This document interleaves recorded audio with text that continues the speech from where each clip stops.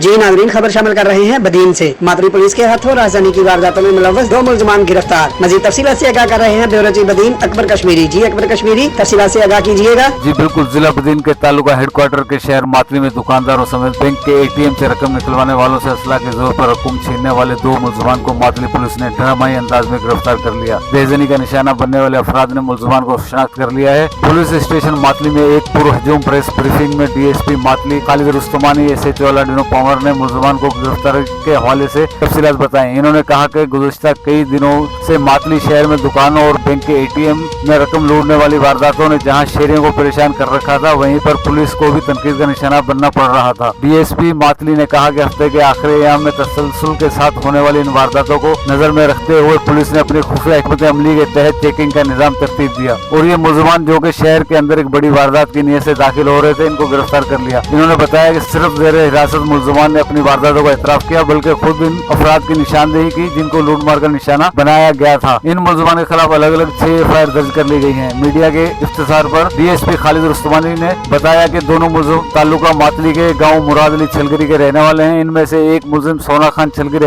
हैदराबाद में काम करता है, जबकि दूसरा मुलजिम काशिफ छलगरी अपने गाँव में ही रहता है। मातली की ताजिर बिरादरी और आम शहरियों ने पुलिस को अजरक के ताहिर पेश किए। Report bureau chief Badin Akbar Kashmiri.